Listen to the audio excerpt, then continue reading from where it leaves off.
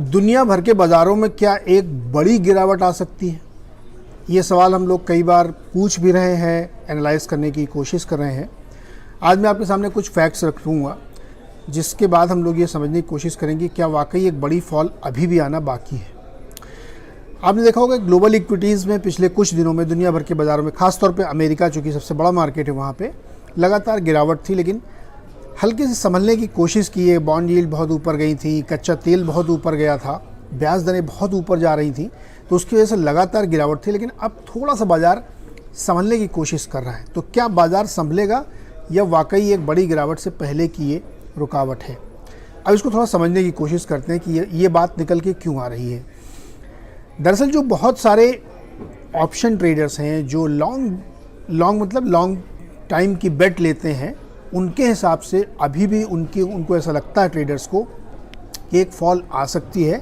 इसलिए उनकी जो बेट्स हैं फॉल साइड में यानी सेल साइड में, पुट साइड में काफ़ी बड़ी मात्रा में इंटैक्ट हैं, ऑन है अभी। लेकिन मार्केट थोड़ा संभला हुआ है। दूसरा पॉइंट उसमें ये कहा जा रहा है कि ये मार्केट को जो पिछले 6 महीने में, 8 महीने में, साल भर में जिस चीज़ ने ड्राइव किया है वो फंडामेंटल्स नहीं है, वो लिक्विडिटी है। पैसे बहुत ज़्यादा सिस्टम में लिक्विडिटी आई है, फ्लोज आए हैं फंड के, उसकी वजह से ये तेज़ी बनी थी जो फिजल आउट हो रही है, क्योंकि फंडामेंटल्स बिगड़े हुए हैं।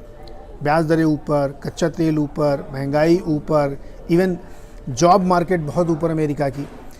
तो जो लिक्विडिटी ड्रिवन तेज़ी है वो इसलिए वहाँ पे आ सकती है क्योंकि नो रूल मार्केट है। इस बाज़ार का कोई रूल ही नहीं है। बाज़ार का रूल ये होता है कि फंडामेंटल स्ट्रांग हो तो मार्केट चले। बाज़ार का रूल ये होता है कमोडिटी प्राइसेस नीचे आए तो मार्केट चले। बाज़ार का ये हो कि ग्रोथ बहुत अच्छी हो तो चले।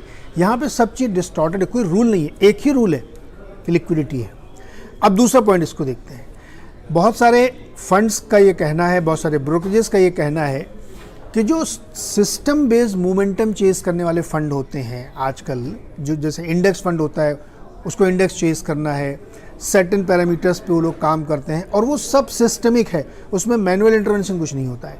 तो मार्केट में जिस तरीके की कमज़ोरी देखने को मिल रही है, कच्चे तेल में जिस तरह की उठापटक देखने को मिल रही है, उससे उनको ऐसा लगता है कि अगर इंडेक्स में बहुत ज़्यादा मूवमेंट नहीं हुआ तो भी मार्केट में एक बड़ा सेल ऑफ आ सकता है, क्योंकि बहुत सर्टेन लेवल्स ब्रीच हो रहे हैं जो कि उनकी जो मशीन है वो उसको रीड करेगी और सेल कर देगी।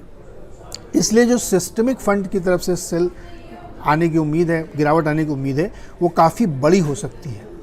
गोल्डमैन सैक्स भी यही बात कर रहे हैं, जेपी मॉर्गन भी यही बात कर रहे हैं कि सिस्टमिक सेलिंग आ सकती है और इसका क्वांटम ग्लोबल मार्केट में, पूरी दुनिया में, केवल अमेरिका में नहीं, पूरी दुनिया में $48 बिलियन के बराबर हो सकता है और ये बहुत शॉर्ट पीरियड में हो सकता है।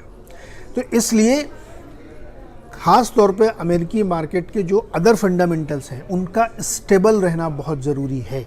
अगर वो स्टेबल नहीं रहते हैं तो इंडेक्स भले ही स्टेबल रहे, एक बड़ी गिरावट आ सकती है। तो इस बात को थोड़ा सा दिमाग में रखना चाहिए मार्केट में जब आप लोग जो भी ट्रेड ले रहे हो, कि ऐसी तमाम ब्रोकरेजेस की राय है कि सिस्टमिक सेलिंग का एक खतरा बना हुआ है। इसलिए मैं कह रहा हूँ कि क्या एक बड़ी गिरावट अभी आना बाकी है? इस सवाल का जवाब आने वाले समय में हमें मिलेगा।